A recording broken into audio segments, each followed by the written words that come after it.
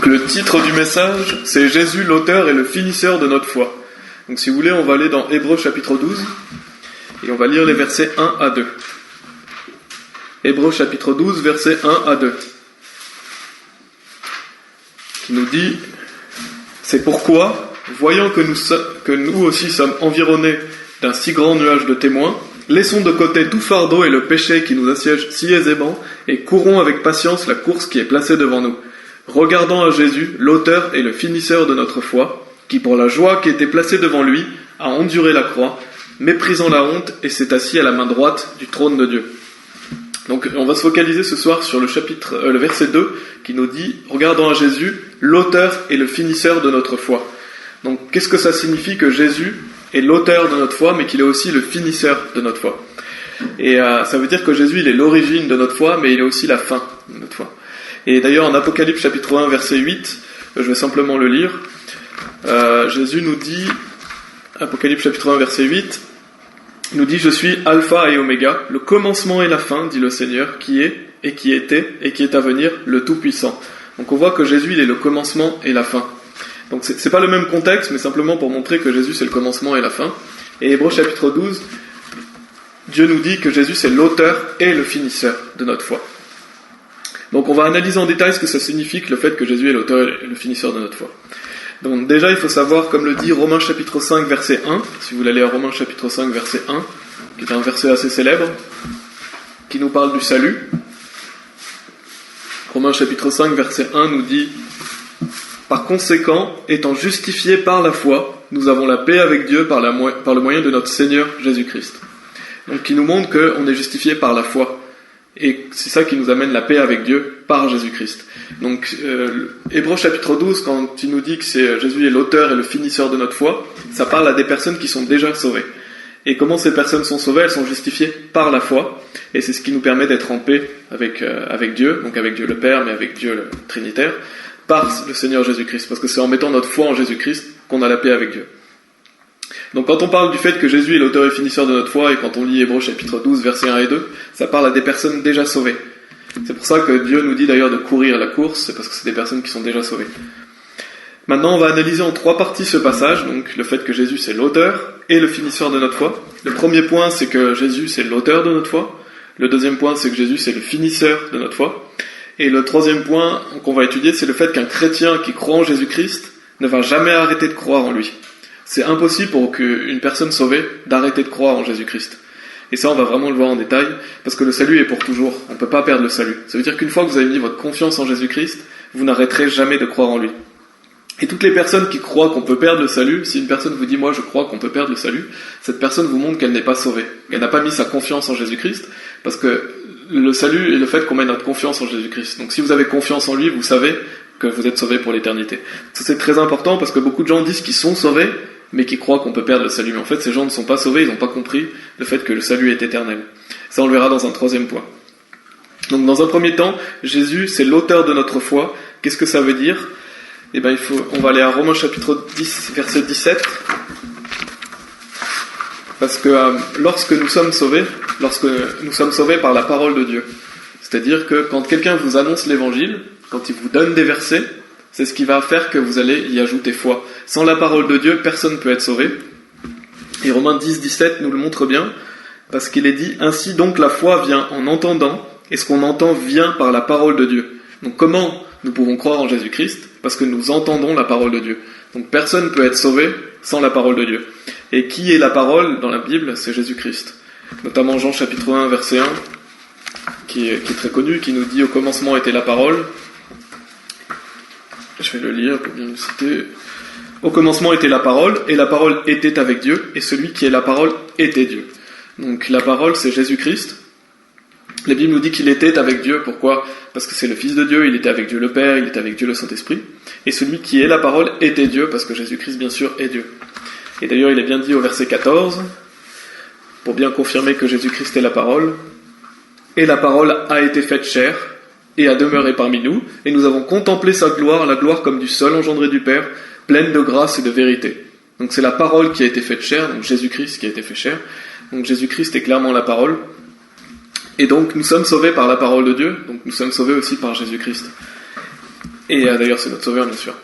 Et d'ailleurs, en 1 Timothée 3,16, en parlant justement aussi qui est-ce qui s'est fait chair, il est dit « Et sans controverse, grand est le mystère de piété, Dieu fut manifesté dans la chair, justifiant l'esprit, vu des anges, prêché aux gentils, cru dans le monde et reçu en gloire. » Donc, je vous lis ce verset parce qu'il est dit « Dieu fut manifesté dans la chair ». Et en Jean chapitre 1, verset 14, il est dit « La parole a été faite chair ». Ça démontre clairement que Jésus-Christ est Dieu. Donc Jésus-Christ est la parole, il est Dieu, il est le Créateur. Quand on compare des écritures avec d'autres écritures, ça apporte toujours des éclairages, et c'est vraiment irréfutable le fait que Jésus-Christ est Dieu. Bien sûr, on croit en la Trinité. On croit au fait que le Père, le Fils et le Saint-Esprit sont trois personnes différentes et qu'ils forment un seul Dieu. Donc c'est le Père qui a envoyé le Fils, et Jésus-Christ, après, nous a envoyé le Saint-Esprit. Mais là où je veux me focaliser, c'est le fait qu'on est sauvé par la parole de Dieu, et qui est la parole dans la Bible? C'est Jésus-Christ. Donc nous sommes sauvés par Jésus-Christ, il est l'auteur de notre foi. Ensuite, il y a aussi le fait donc, que Jésus-Christ est le Créateur, comme on peut le lire en Colossiens chapitre 1 notamment. Colossiens chapitre 1 au verset 13.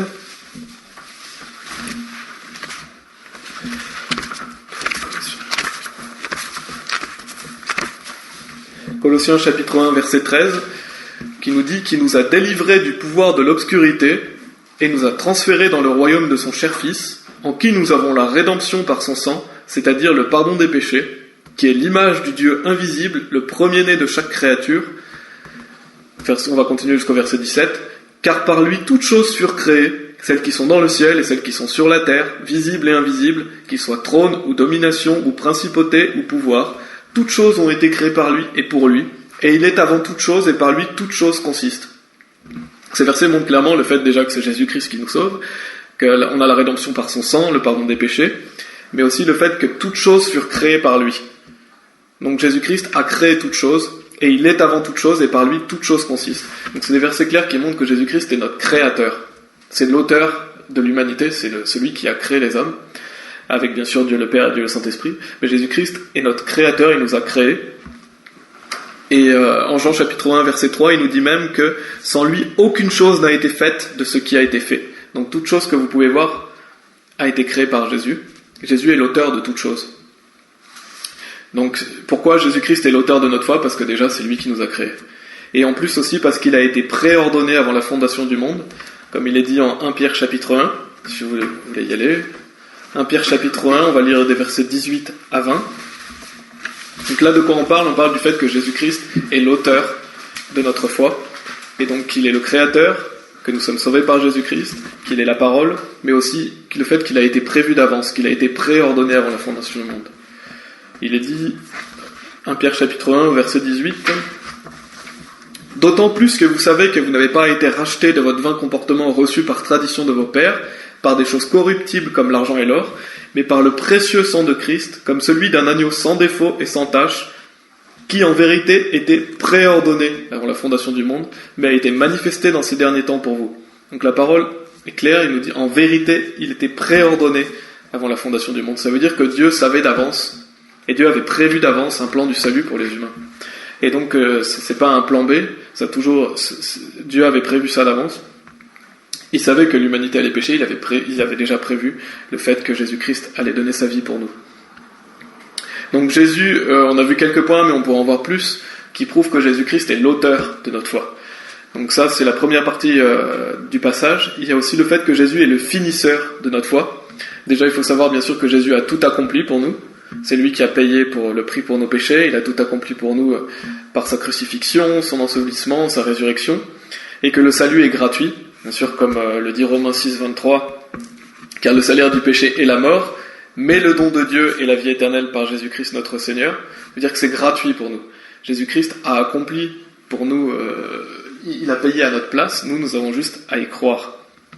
Donc quand nous mettons notre confiance en Jésus-Christ, Jésus-Christ nous garde pour toujours, et nous avons la vie éternelle. Et il faut aussi savoir que la Bible dit que Jésus est la vie éternelle. En 1 Jean chapitre 5, 1 Jean chapitre 5, verset 20, Jésus-Christ nous donne la vie éternelle, mais il est lui-même la vie éternelle.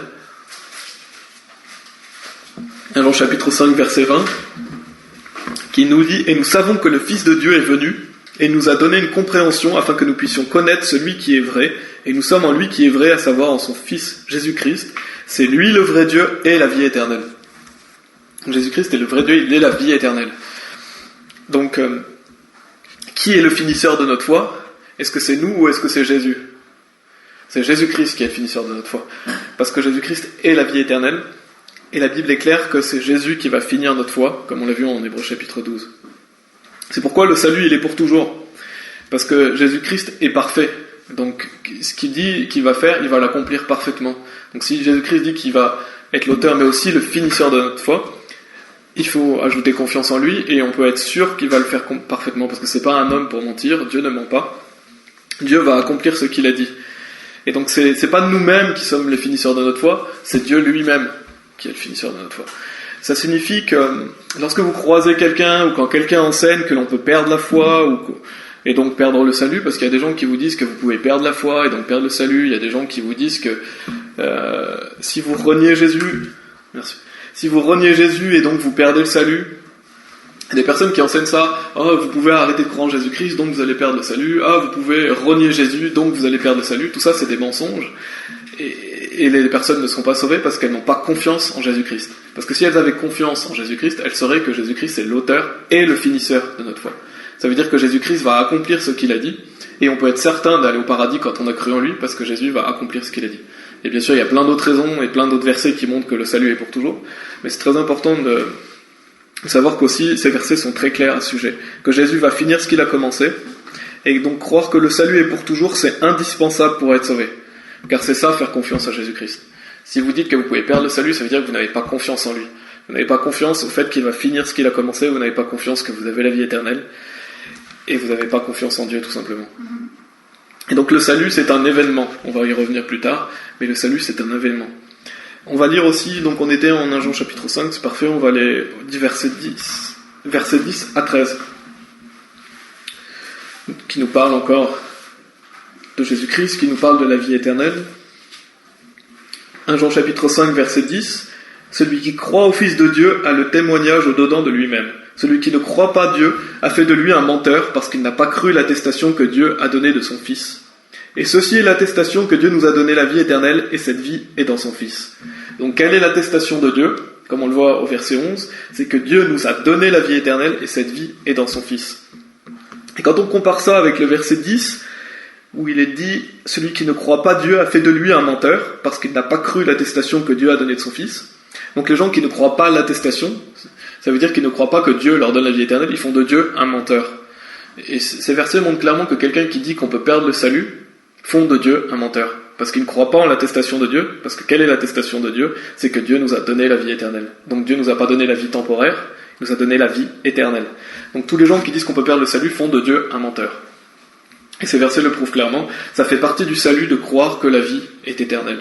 Parce que quand on fait pleinement confiance à Jésus-Christ, on sait qu'il va accomplir ce qu'il a dit. Et au verset 12 et 13, il est dit « Celui qui a le Fils a la vie, et celui qui n'a pas le Fils de Dieu n'a pas la vie.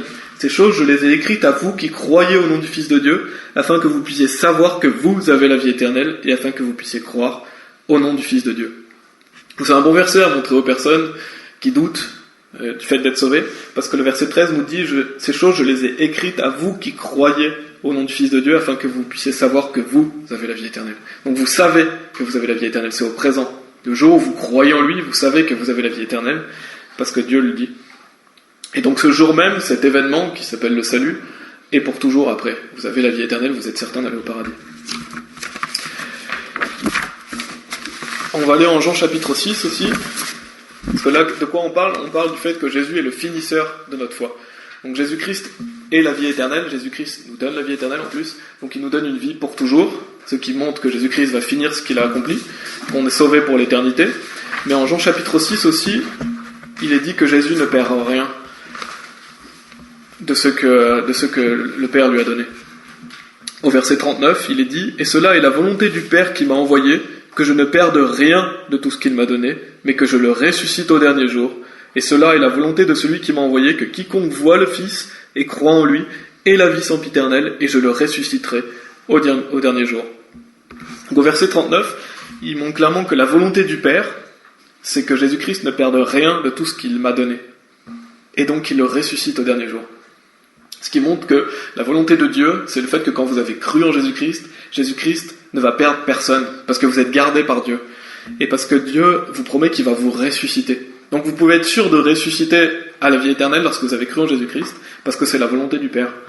Et parce que Dieu le montre dans sa parole, parce que vous avez la vie éternelle. Donc ça, c'est encore une preuve que Jésus-Christ est le finisseur de notre foi. C'est lui qui nous garde. Jésus-Christ ne va perdre personne qui lui appartient. Et il vous promet qu'il va vous ressusciter.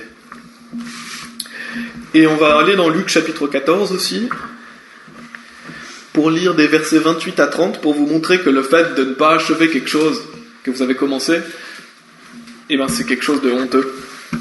Donc les personnes qui disent qu'on peut perdre la foi, les personnes qui disent qu'on peut perdre le salut, les personnes qui disent qu'on peut arrêter de croire, ils blasphèment Dieu, parce que c'est honteux de ne pas accomplir quelque chose quand on a commencé. C'est ce que nous dit Dieu en Luc 14, 28. C'est Jésus-Christ qui parle, et il parle, c'est dit au verset 25, « Et de grandes multitudes allaient avec lui, et se tourna et leur dit », donc Jésus-Christ parle à plusieurs personnes, et il dit au verset 28, « Car lequel de vous, envisageant de bâtir une tour, ne s'assied d'abord, et ne calcule la dépense pour voir s'il a suffisamment pour l'achever, de peur qu'après qu'il en a posé la fondation, et ne soit pas capable de l'achever, tous ceux qui le regarderont ne commencent à se moquer de lui, disant, cet homme a commencé à bâtir, et n'a pas été capable d'achever. » Donc si vous n'êtes pas capable d'achever quelque chose dans lequel vous investissez, dans lequel vous commencez, c'est pas quelque chose de louable, c'est quelque chose de honteux. Parce qu'il est bien dit ici, tous ceux qui le regarderont commencent à se moquer de lui. Cet homme a commencé à bâtir et n'a pas été capable d'achever. Donc ne pas être capable d'achever, c'est pas quelque chose de bien, c'est pas quelque chose qui est considéré comme quelque chose de bien. Donc les personnes qui disent que Jésus-Christ n'est pas capable d'achever quelque chose, ils blasphèment Jésus-Christ, ils disent que Jésus-Christ n'est pas parfait. Or, Jésus-Christ, bien sûr, est parfait, il va achever ce qu'il a accompli. C'est pour ça que je vous montre ces versets, pour vous montrer que le fait de ne pas achever ce que vous avez commencé, c'est pas quelque chose qui est louable. C'est quelque chose, justement, dont les personnes, Jésus-Christ dit, vont se moquer de lui, parce qu'il n'a pas été capable d'achever. Et donc, bien sûr, Dieu est parfait, Dieu va achever ce qu'il a commencé, et ce qui montre que Jésus-Christ est le finisseur de notre foi. Donc on a vu que Jésus-Christ est l'auteur de notre foi, c'est par lui qu'on est sauvé, bien sûr, c'est Jésus-Christ notre sauveur, Jésus-Christ a été préordonné avant la fondation du monde, Jésus-Christ est le créateur, mais aussi Jésus-Christ est le finisseur de notre foi. C'est lui la vie éternelle, c'est lui qui a payé le prix pour nos péchés, c'est lui qui va achever ce qu'il a commencé, qui va nous ressusciter et qui nous garde. Maintenant, dans une troisième partie, on va parler du fait qu'un chrétien sauvé ne peut pas arrêter de croire. Et on va aller dans Éphésiens chapitre 4. Ça, c'est très important. Et si je prêche à ce sujet, c'est parce qu'il y a beaucoup de gens qui disent justement qu'un chrétien sauvé peut arrêter de croire. Et c'est un faux enseignement très grave parce que ça conduit des personnes en enfer, ça conduit des personnes dans des faux enseignements. Et des personnes, justement, ça pousse les personnes à ne pas mettre leur confiance en Jésus-Christ. Éphésiens 4, 30 nous dit « Et n'attristez pas le Saint-Esprit de Dieu par lequel vous êtes scellés jusqu'au jour de la rédemption. » Et ce verset nous montre que on le voit dans d'autres passages, que lorsqu'on croit en Jésus-Christ, nous recevons l'Esprit Saint. Et la Bible nous dit de ne pas l'attrister. Pourquoi ? Parce que le Saint-Esprit vit en nous, et si on vit dans le péché, si on ne fait pas la volonté de Dieu, on va attrister le Saint-Esprit. Et il est dit par lequel vous êtes scellés jusqu'au jour de la rédemption. Donc c'est un scellage qui a lieu lorsque vous croyez en Jésus-Christ. Le jour où vous mettez votre foi en lui, il y a un scellage qui a lieu. L'Esprit Saint vient vivre en vous, et vous en êtes scellés jusqu'au jour de la rédemption. Ça veut dire que le Saint-Esprit vit en vous pour toujours. Il ne peut plus partir. Donc un chrétien qui est sauvé ne peut pas être possédé, par exemple. Il y a des personnes qui sont possédées, mais un chrétien sauvé ne peut pas être possédé parce qu'il est scellé de l'Esprit Saint, et la Bible nous dit que les démons et Dieu ne peuvent pas vivre en même temps au même endroit. Enfin, je paraphrase complètement, mais pour vous dire que vous ne pouvez pas être possédé quand vous êtes un chrétien sauvé, parce que le Saint-Esprit vit en vous, et que le Saint-Esprit ne va jamais vous quitter. Vous en êtes scellés, c'est un scellage et c'est une promesse de Dieu. Ce qui montre d'ailleurs que le salut est pour toujours, parce que vous êtes scellés de l'Esprit Saint. Et en Romains chapitre 8, on va comparer ça avec Romains chapitre 8, versets 15 et 16. Donc lorsque vous croyez en Jésus-Christ, le Saint-Esprit vient vivre en vous, vous en êtes scellés pour toujours. Et il est dit en Romains chapitre 8, versets 15 et 16, « Car vous n'avez pas reçu l'esprit de servitude pour de nouveau craindre, mais vous avez reçu l'esprit d'adoption, par lequel nous crions « Abba, Père ».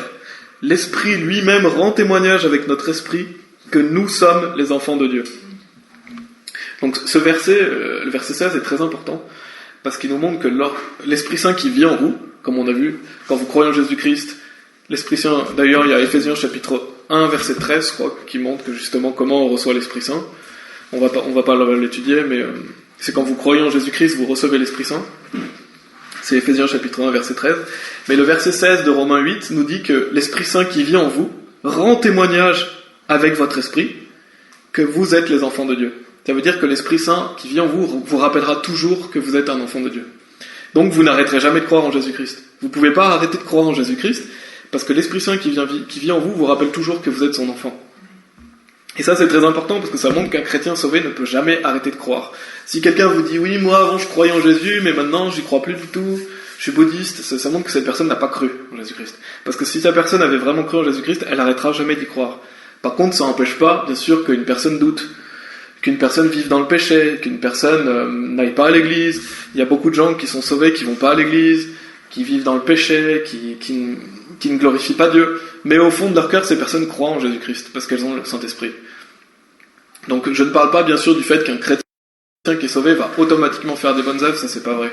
Ça demande des efforts, les chrétiens sauvés, et d'ailleurs il y en a beaucoup qui font pas d'œuvres. Ce que je veux expliquer, c'est le fait que quand vous êtes sauvé, vous avez l'Esprit Saint en vous, et cet Esprit Saint vous rappelle toujours que vous êtes un enfant de Dieu. Donc vous ne pouvez pas arrêter de croire en Jésus-Christ, c'est impossible. Tous les faux prophètes qui disent qu'un chrétien sauvé peut arrêter de croire en Jésus-Christ, ou perdre la foi, ils vous mentent et ils trompent. Et c'est un salut par les œuvres qu'ils vous annoncent, parce qu'ils vous disent en gros que vous devez continuer à croire jusqu'à votre mort, donc que vous devez persévérer dans la foi pour être sauvé. Mais ça c'est faux.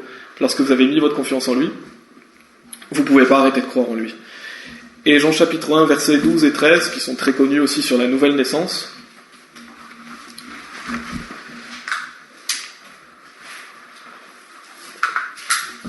Jean chapitre 1, versets 12 et 13, nous parle de cet événement qui est la nouvelle naissance. Je vous ai dit tout à l'heure que le salut c'était un événement. Mais à tous ceux qui l'ont reçu, à eux il a donné le pouvoir de devenir les fils de Dieu, c'est-à-dire à ceux qui croient en son nom, lesquels sont nés non du sang, ni de la volonté de la chair, ni de la volonté de l'homme, mais de Dieu. Donc quand vous croyez en Jésus-Christ, vous devenez un enfant de Dieu, et vous n'êtes pas né du sang, ni de la volonté de la chair, ni de la volonté de l'homme, mais de Dieu. Ce qui montre que vous êtes un enfant de Dieu. Et combien de fois vous êtes né sur cette terre une seule fois, de même, la nouvelle naissance a lieu une seule fois. Le jour où vous êtes né de nouveau, vous faites partie de la famille de Dieu, c'est un événement. Et le salut est un événement, c'est pas un processus. La vie chrétienne est un processus, c'est tous les jours jusqu'à notre mort, mais le salut est un événement et il y a un jour précis où vous avez été sauvé. Et à ce jour précis où vous avez été sauvé, l'Esprit Saint vient vivre en vous, il demeure en vous pour toujours. De ce jour-là jusqu'à votre mort, vous n'arrêterez jamais de croire en Jésus-Christ, et vous êtes certain d'aller au paradis parce que Dieu a pardonné vos péchés, Dieu les a oubliés. Quoi que vous allez faire dans votre vie, vous êtes sauvés. Donc, qu'est-ce que vous pouvez vous attendre si vous commettez du péché ? À être châtié, à être puni par Dieu. Mais en aucun cas, vous perdez votre salut. Et en aucun cas, vous n'arrêtez de croire en Jésus-Christ aussi. Donc le salut est vraiment un événement, ça s'appelle la nouvelle naissance. De même que vous êtes né une fois sur cette terre, vous avez besoin de naître de nouveau une seule fois. Et donc un croyant sauvé, il peut pas perdre le salut, bien sûr, il peut pas perdre la foi, il peut pas arrêter de croire en Jésus-Christ. Cependant, il peut avoir des doutes. Comme j'ai dit, un chrétien sauvé peut très bien vivre dans la chair, il peut avoir des doutes, il peut faire naufrage quant à la foi aussi, c'est biblique, des personnes qui font naufrage, ou avoir une foi morte, comme nous parle Jacques chapitre 2. Ils peuvent même renier Jésus, comme on voit Pierre qui fait, il renie Jésus devant les hommes. Mais cela, ça fait pas perdre le salut, absolument pas, et il n'arrêtera jamais de croire pour autant. Et d'ailleurs, on va aller voir un peu, justement, le fait que Pierre ait renié Jésus, en Luc chapitre 22. Pour bien voir la distinction, il y a une grosse distinction. Un chrétien sauvé, pour bien montrer la distinction, un chrétien sauvé, il n'arrêtera jamais de croire en Jésus-Christ, il est sauvé pour toujours. Par contre, un chrétien sauvé, il peut avoir des doutes, il peut faire un naufrage quant à la foi, il peut vivre dans le péché, il peut même renier Jésus devant les hommes, mais il n'arrêtera jamais de croire pour autant. Et on va voir en Luc chapitre 22 le fait que Pierre, qui est un des plus grands chrétiens qui ait existé, par la peur des persécutions, la peur des hommes, il va renier Jésus devant les hommes. Et c'est Luc chapitre 22, verset 31. Versets 31 et 32. Et c'est Jésus-Christ qui parle justement à Pierre, à Simon-Pierre, et il lui dit, et le Seigneur dit, Simon, Simon, voici Satan a désiré vous avoir, afin qu'il puisse vous passer au crible comme le blé. Mais j'ai prié pour toi, afin que ta foi ne défaille pas, et quand tu seras converti, fortifie tes frères. » Donc Jésus-Christ prie pour Pierre, pour pas que sa foi défaille. Et il lui dit aussi que quand il sera converti, il lui dit de fortifier ses frères. Et bien sûr, Pierre est déjà converti par rapport au salut. Pierre est déjà sauvé, donc quand il est utilisé le mot converti ici, je ne sais pas si c'est ce mot-là que vous avez dans votre Bible, mais ça parle du fait que quand tu seras relevé, quand tu auras retrouvé, enfin quand tu te seras relevé, j'avais noté, quand tu seras plus fort dans ta foi, donc quand tu seras relevé. C'est pour ça qu'il lui dit quand tu seras converti, fortifie tes frères, parce qu'il va chuter. Et ça arrive à tout le monde et on n'est pas à l'abri de chuter en tant que chrétien. Et c'est pour ça que Jésus-Christ priait pour lui. Et d'ailleurs on voit au verset 60,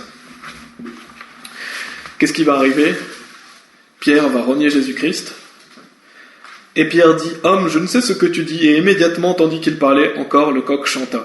Et le Seigneur se retourna et regarda Pierre. Et Pierre se souvint de la parole du Seigneur, comme il lui avait dit « Avant que le coq ait chanté, tu me renieras 3 fois. » Et Pierre sortit et pleura amèrement. Donc ici, Pierre va renier Jésus parce qu'il a peur. Il a peur de ce qui pourrait lui arriver. Il a peur des hommes. Mais là, Pierre n'a jamais perdu son salut. Pierre était déjà sauvé. Et bien sûr, Pierre a été sauvé pour l'éternité. Ce qu'il a fait, c'est qu'il a renié Jésus devant les hommes. Et là où je veux en venir, c'est que on peut tous chuter comme Pierre l'a fait, on peut tous avoir peur. On peut tous avoir peur que quelqu'un, justement, nous fasse du mal à cause du nom de Jésus-Christ. D'ailleurs, Jésus a dit que lorsqu'on vit fidèlement pour lui, on sera persécuté. Donc il faut s'attendre à avoir des persécutions, et c'est pourquoi il faut être vigilant et qu'il faut tenir ferme. Et qui, bien sûr, il faut jamais faire ça, il faut jamais renier Jésus devant les hommes, mais ça peut nous arriver si on n'est pas vigilant. Et on va aller aussi à 2 Timothée chapitre 2. Donc là, dans cette histoire de Pierre, on peut voir que même un homme sauvé, qui est d'un... peut renier Jésus. Et il n'a pas perdu son salut, bien sûr, il n'a jamais arrêté de croire en Jésus-Christ, il a simplement eu peur. Il n'a pas renié Jésus dans le sens où il ne croyait plus en lui, c'est dans le sens où il a eu peur des hommes. De Timothée chapitre 2, verset 10. On va un peu étudier les versets 10 à 13. Donc ce contexte de Timothée chapitre 2, c'est un contexte de persécution, c'est un contexte du fait d'endurer et de ne pas compromettre. On voit ici que Paul parle justement de la persécution qui attend les chrétiens, et notamment il parle à Timothée, et il lui dit d'endurer, il lui dit de ne pas compromettre, parce que qu'est-ce qu'on a tendance à faire lorsqu'on est persécuté, c'est compromettre, et de lâcher aussi. Alors justement, il invite Timothée à endurer, et au verset 10, il est dit « Par conséquent, j'endure toute chose à cause des élus, afin qu'ils puissent aussi obtenir le salut, lequel est en Christ Jésus, avec la gloire éternelle. » Donc Paul ici dit qu'il endure toute chose justement pour que les gens soient sauvés. Et au verset 11, c'est un propos fidèle, car si nous sommes morts avec lui, nous vivrons aussi avec lui. Si nous souffrons, nous régnerons aussi avec lui. Si nous le renions, il nous reniera aussi. Si nous ne croyons pas, il demeure cependant fidèle, il ne peut se renier lui-même. Et donc au verset 11, il parle du fait d'être sauvé. C'est un propos fidèle, si nous sommes morts avec lui, nous vivrons aussi avec lui. Donc les personnes qui sont mortes avec lui sont des personnes qui ont cru en Jésus-Christ, leur chair a été crucifiée avec lui, donc ils vivront avec lui, ils ont la vie éternelle. Donc le verset 11 parle du salut. Le verset 12 nous parle du fait que si nous souffrons avec lui, nous régnerons aussi avec lui. Pourquoi ? Parce que lorsque vous souffrez avec lui, lorsque vous faites des œuvres, vous aurez une meilleure place dans le royaume de Dieu. Dieu va vous récompenser selon vos œuvres. C'est-à-dire que toutes les œuvres que vous faites pour Christ vous permettront d'avoir des récompenses éternelles. Et si vous voulez régner avec Christ, si vous voulez régner avec Jésus, il faut souffrir avec lui. Il faut œuvrer pour lui. Et quand on œuvre pour Jésus, ça va forcément avec la souffrance. Parce que vous allez être rejeté, parce que vous allez être haï, parce que c'est dur, la vie de chrétien est dure. Mais vous régnerez avec lui. Donc c'est une promesse que Dieu vous fait que si vous œuvrez pour lui, vous aurez des récompenses éternelles. Donc là, ça parle de notre vie de chrétien. Et il est dit, si nous le renions, il nous reniera aussi. Et là, ça ne veut pas dire, bien sûr, qu'il va nous renier dans le sens où vous n'êtes pas ça. Ce qu'il vous dit, c'est que si vous le reniez devant les hommes, il vous reniera aussi dans le sens où, par exemple, vous allez perdre des récompenses. Il ne va pas vous récompenser comme quelqu'un qui, justement, a enduré, quelqu'un qui a souffert. Donc c'est le fait de vous renier pour les récompenses. Et c'est le fait que, justement, si vous reniez Christ, peut-être que vous pouvez être châtié par Dieu, et d'ailleurs, vous allez forcément souffrir aussi, et vous n'allez pas être récompensé. Et au verset 13, il est dit, si nous ne croyons pas, mais je pense que vous, c'est si nous ne sommes pas fidèles, quelque chose comme ça, il demeure cependant fidèle, il ne peut se renier lui-même. Et ici, dans ma version, j'ai si nous ne croyons pas, et ça veut pas dire que si vous arrêtez de croire en lui, si nous ne croyons pas, ça veut dire que si vous défaillez dans votre foi, si vous faites naufrage quant à la foi, lui demeure fidèle, il ne peut se renier lui-même. Donc ici, c'est pas un contexte de salut, c'est un contexte de vie chrétienne, d'endurer la persécution et que par exemple on manque de foi en Jésus-Christ lorsqu'on traverse des moments difficiles. Et lui il demeure fidèle parce qu'il ne peut pas se renier lui-même. Donc même si ça parle pas du salut, c'est sûr que quand vous avez cru en Jésus-Christ, il demeure fidèle parce qu'il ne peut pas se renier, parce qu'il ne peut pas mentir. Donc Jésus-Christ, quand vous êtes son fils, quand vous êtes son enfant, vous êtes un enfant de Dieu, il demeure fidèle. Mais là, ça montre encore une fois que vous pouvez faire naufrage quant à la foi, et vous pouvez renier Jésus aussi, mais cela ne vous fait pas perdre le salut, bien sûr, je le répète souvent pour bien que vous soyez sûr qu'on ne peut pas perdre le salut, mais c'est simplement le fait que vous pouvez perdre des récompenses, et que vous allez forcément désobéir à Dieu aussi. Et on va aller dans 1 Timothée chapitre 2. 1 Timothée chapitre 2, donc là on était dans 2 Timothée. Au verset 18.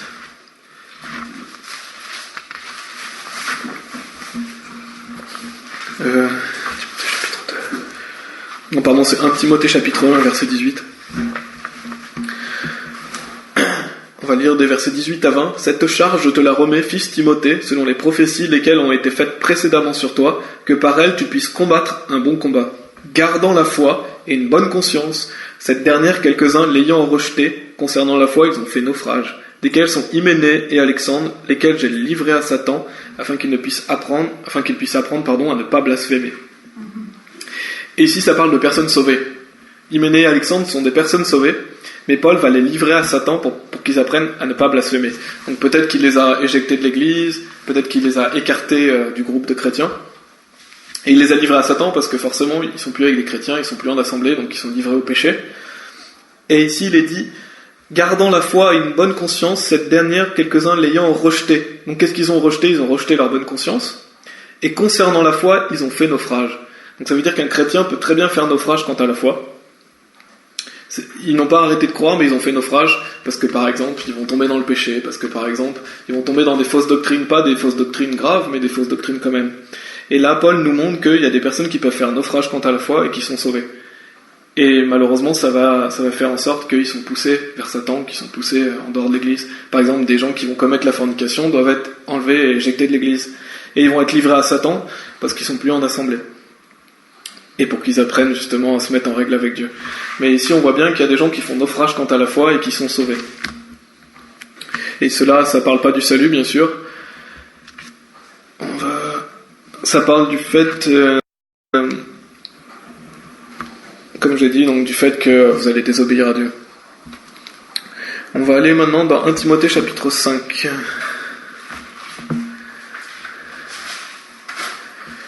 1 Timothée chapitre 5, verset 8, qui parle encore de la foi. On va vers beaucoup d'écritures justement pour vous montrer qu'est-ce qu'un chrétien sauvé peut faire. Au verset 8, il est dit « Mais si quelqu'un ne pourvoit pas pour les siens, et spécialement pour ceux de sa propre maison, il a renié la foi et est pire qu'un infidèle. » Donc c'est une personne qui a une famille, des enfants, une femme, mais qui ne va pas travailler. Il est dit qu'il a renié la foi et il est pire qu'un infidèle. Parce que c'est un péché qui est vraiment terrible de ne pas s'occuper de sa famille. Et donc c'est possible de renier la foi. C'est-à-dire c'est possible de désobéir à Dieu. Ici c'est un contexte où la personne désobéit à Dieu. Elle ne fait pas la volonté de Dieu. Et Dieu dit qu'elle est pire qu'un infidèle. Et d'ailleurs il est dit aussi au verset 11 et 12, en parlant des jeunes veuves, « Mais refuse les plus jeunes veuves, car lorsqu'elles progressent dans la lascivité contre Christ, elles veulent se marier, étant condamnables parce qu'elles ont rejeté leur première foi. » Donc on voit ici qu'elle rejette la première foi. Avant il est dit renier la foi. Ce qui montre clairement qu'un chrétien peut renier la foi. Il peut rejeter sa première foi. Il peut faire naufrage quant à la foi donc il peut déshonorer Dieu, il peut désobéir à Dieu. Mais ça signifie pas le fait ça signifie pas le fait que vous allez arrêter de croire en Jésus-Christ. Ça signifie le fait que vous pouvez chuter. Qu'un chrétien sauvé peut chuter. Il n'arrête pas de croire en Jésus-Christ, il est toujours sauvé, il ne perd pas le salut, mais il peut chuter. Et on va aller, pour terminer, étudier 1 Pierre chapitre 1. Je vais dans beaucoup d'écritures pour bien vous montrer ce que dit la Bible par rapport à un chrétien. Après, je reprendrai tous les points que je vous ai dit pour que ce soit vraiment clair. Mais pour un chrétien sauvé, en 1 Pierre chapitre 1, on va lire des versets 3 à 7, qui nous dit « Béni soit le Dieu et Père de notre Seigneur Jésus-Christ, lequel, selon son abondante miséricorde, nous a engendrés de nouveau en une espérance vivante par la résurrection de Jésus-Christ d'entre les morts, pour un héritage incorruptible et non souillé, et qui ne peut se flétrir, réservé dans le ciel pour vous, qui êtes gardés par le pouvoir de Dieu, par la foi au salut, qui est prêt à être révélé au dernier moment.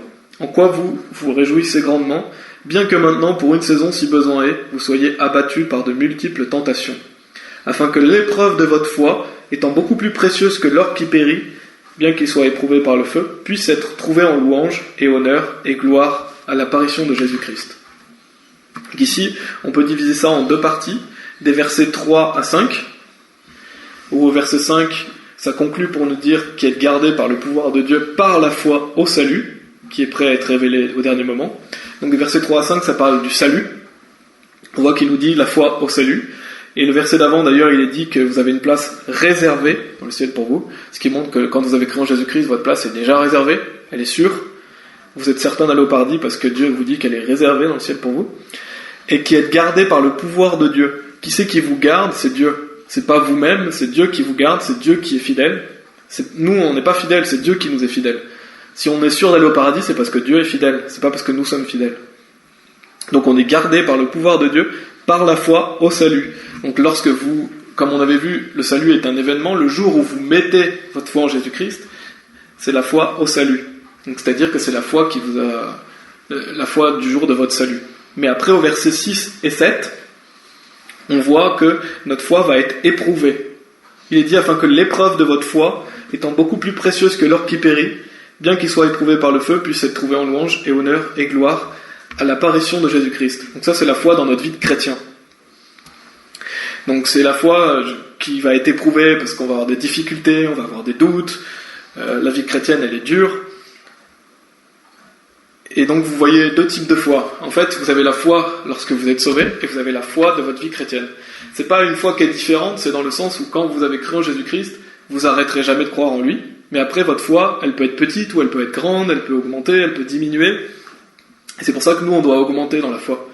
On doit être plus fort dans la foi, on doit lire la Bible pour que notre foi augmente, on doit écouter des enseignements, on doit chanter, on doit demander à Dieu aussi d'augmenter notre foi. Par exemple, d'ailleurs, dans Luc 17:5, Luc chapitre 17, verset 5, on voit que les disciples de Jésus lui demandent, c'est les apôtres, qu'il augmente leur foi. Pourtant, c'est des gens qui sont déjà sauvés. Il est dit, et les apôtres dirent au Seigneur, augmente notre foi. Donc c'est des personnes sauvées, mais ils veulent avoir plus de foi. Ils veulent faire plus d'œuvres pour Jésus-Christ. Ils veulent vivre pour Dieu. Donc nous, en tant que chrétiens sauvés, on doit demander à Dieu d'augmenter notre foi. Il demande d'augmenter. Il demande que Jésus augmente leur foi. Ce qui veut dire que vous avez la foi au salut. Le jour où vous êtes sauvés, vous croyez en Jésus-Christ, vous y croyez pour toujours. Vous ne pouvez pas arrêter de croire en lui, vous ne pouvez pas perdre la foi. Mais ensuite vient la vie de chrétien.